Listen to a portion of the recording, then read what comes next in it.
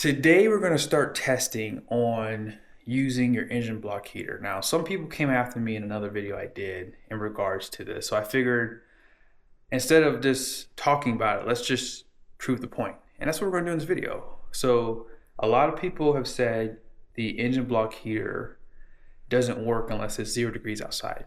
I've proven that to be false. It does work even up to like 50 degrees, 60 degrees in some cases. Obviously, if you're new to diesels, you have to get heat to make combustion, right? These engines go off of compression and heat. So when it's super cold outside, you definitely want to plug your truck in. Now, I don't plug my truck in the summertime. There's no point to. I also run a 15W40. You can run 15W40 pretty much down to 0 degrees, but I like the idea of giving my engine its best shot at combustion. So in this video today, what we're going to do is I'm going to basically do 2 days of testing. Today, I have had my truck plugged in for about, I don't know, all night. So it's nice and warm. I'm going to show you guys using my temperature gauge right here, how nice and toasty it is under the engine bay of my truck. Now tomorrow, I'm not going to plug my truck in. Even though I don't like doing this, I actually don't want to do this test because I prefer not to run my engine cold because, again, fuel dilution, all these things are a factor, right? You can potentially damage your engine. You have to idle your truck longer. That way you can get the engine oil flowing through. So this is going to show you guys the benefits of plugging your truck in. Your oil pressure is going to drop a lot sooner. What else? Yes, you're not going to have fuel dilution. You don't have to idle for as long. So you're going to get better fuel economy. And I'm going to show that. That's kind of our basis point here is the fuel economy to see the difference. So I'm going to pretty much start in the same spot and end off in the same spot. Now, the only negative thing is here is if I hit lights. That's the only thing. But again, you guys kind of know how this is going to go because before you start driving a truck that's really cold, when you don't plug in, you gotta let the sucker idle for a little bit longer. So let's go ahead and check the truck right now to see what the temperatures are under the hood. So just so you guys know, it's 29 degrees outside here in Utah. And it's 10 o'clock, by the way, too. You guys see I'm plugged in? I've been plugged in all night. Now, if I'm spending an extra $10, $15 more a month in electricity to do this, it's worth it to me.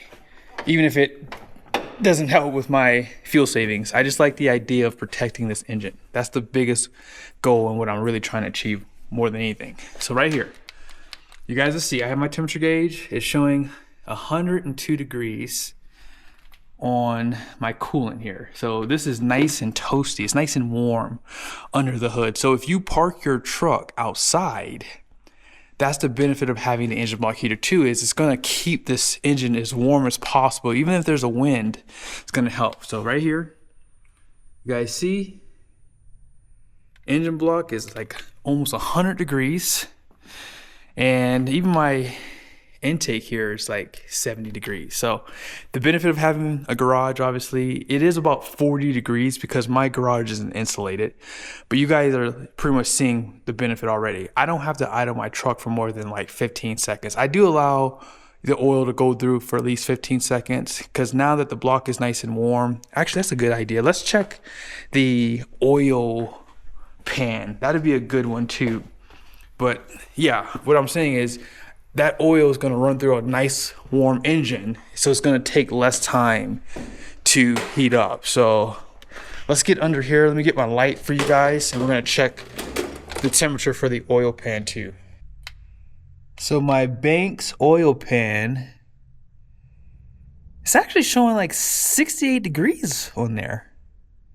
Interesting. Transmission showing 52. So yeah, I guess that oil is somehow getting warm because it's definitely warmer than this for sure. And you guys know that on the transpan I have the Banks oil and transpan. I have a scooper here. Sometimes I think it might be beneficial to take this off in the wintertime because that thing won't get over 140 degrees when it's at its hottest. So again, let's go ahead and get down the road. But before we do that, I'm going to show you guys the temperatures on the truck And I'm probably going to take, like I said, 15 seconds. I mean, that oil is nice and that's warm enough to wait, 15 seconds to let it flow through and then go down the road. So we're good to go. Always remember to unplug your truck. If you're someone who parks outside and you might forget about the plug, I just recommend wrapping it around your mirror. That way you can see it before you drive off. That way you don't damage your truck, obviously. So if you don't plug in, you always have to hold down the start button like this and allow the preheat. Now you just saw my preheat didn't even come on. You know why? My truck thinks it's summertime. That's why. So preheat did not come on. Oil is showing actually 45 degrees internally. So 61 for that transmission. However, that engine coolant's at 111. Goodness gracious. So let's go ahead and start it up. Like I said, 15 seconds is all we need. I'm actually going to show you guys my drive summary because that's how we're going to track all the fuel economy here. So once my garage door goes up, we'll just go ahead and drive out. That oil temp just jumped to 73. We can go ahead and pull out. I'm telling you guys, it's pretty self-explanatory what I'm doing. It's better to plug your truck in for sure. Now I want you guys to see that oil pressure. Let me get as close as I can.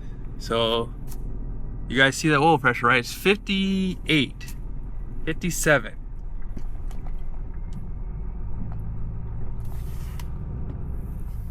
I'm seeing 80 now.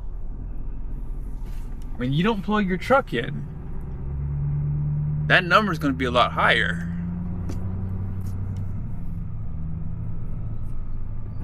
I'm at 80, 90 PSI for the oil pressure. I'm just taking it nice and easy, obviously. I mean, because your transmission still needs to heat up too. Now, that's showing 70 degrees, right? So that's getting warm. But yeah, my engine oil is just rapidly increasing. It's at 90 degrees. So I'm just gonna drive for, I don't know, maybe like 10 minutes just to give you a perspective of the fuel economy.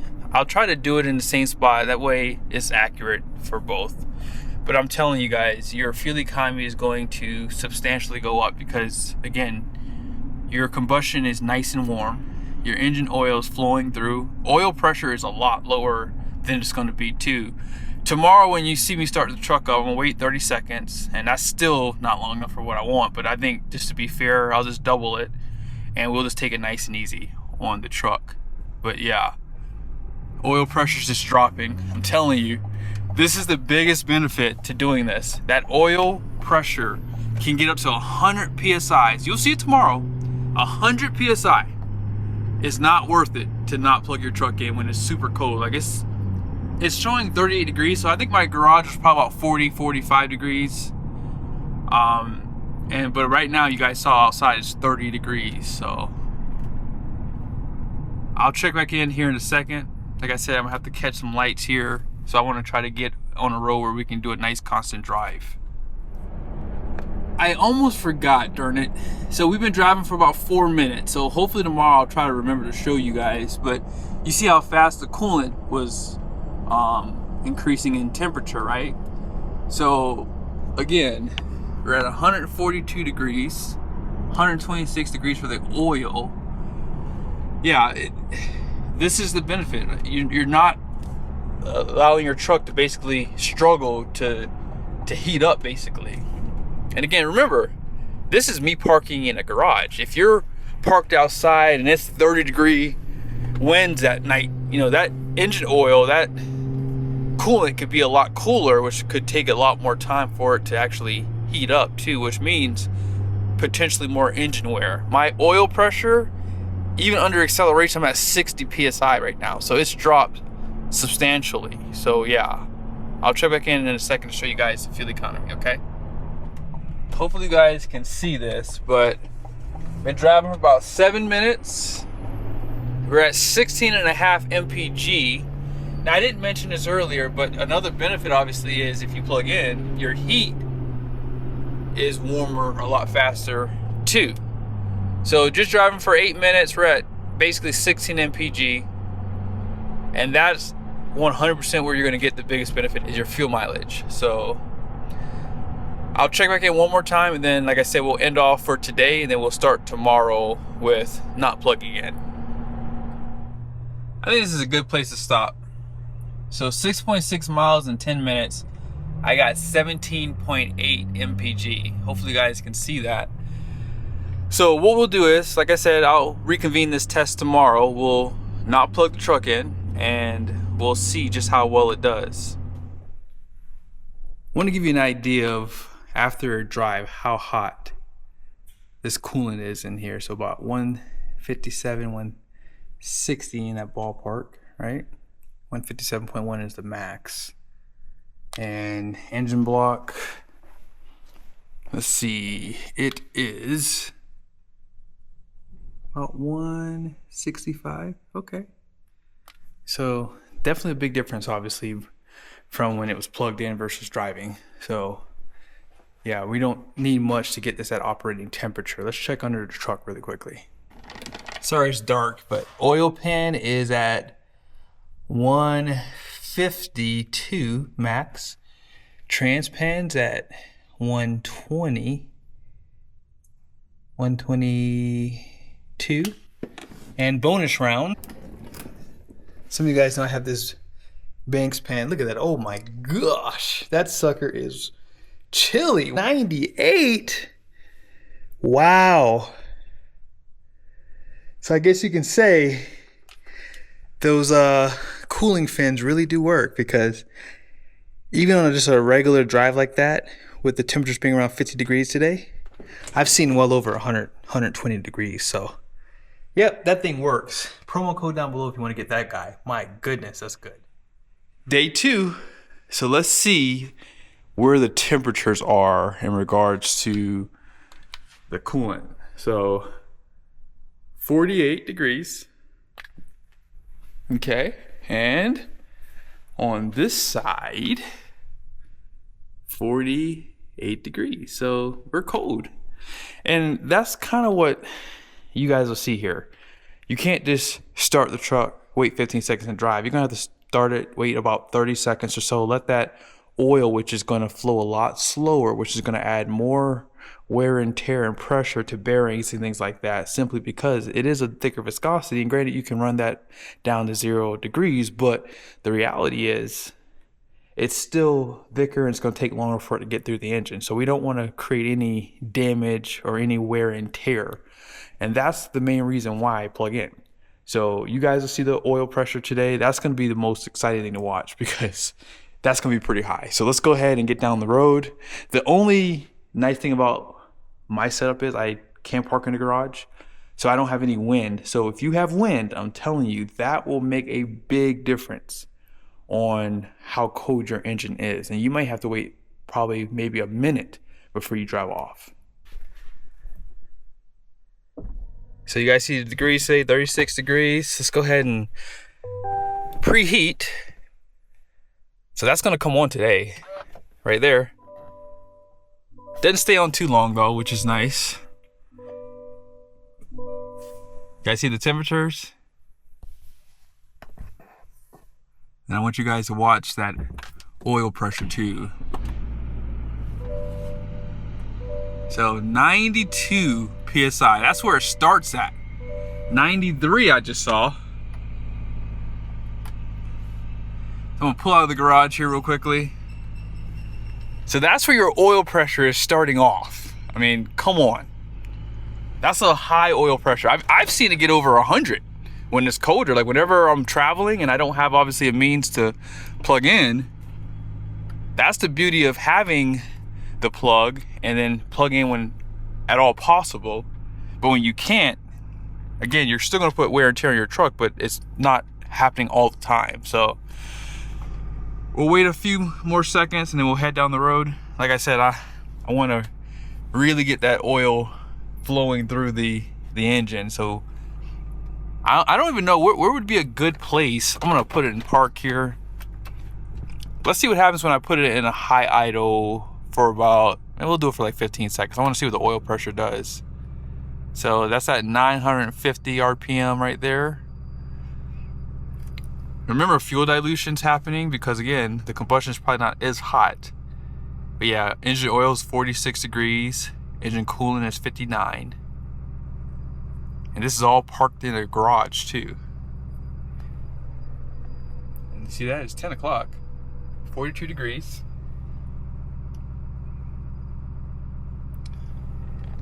But we're good. Let's go ahead and head down the road. We'll just take it nice and easy. Transmission, I'm sure you guys see that.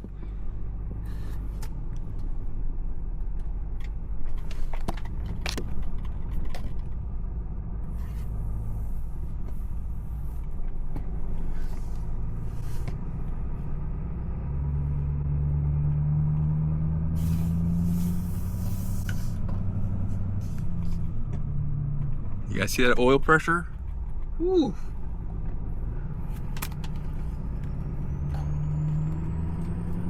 Man, 100 PSI, oh my gosh. And that's just 20% throttle. I'm telling you guys, you can do what you want. I'm just letting you know. A lot of people probably have failure simply because they just don't understand how these trucks work. And this right here, this is where you're going to see the biggest difference. You're going to save money on fuel economy simply because your engine is going to get up to temperature. And you guys see the coolant is super cold. It's still 80 degrees, but I mean, it's going to take it a few more minutes for it to actually get warm enough to really get to a good temperature. But the oil pressure is still high.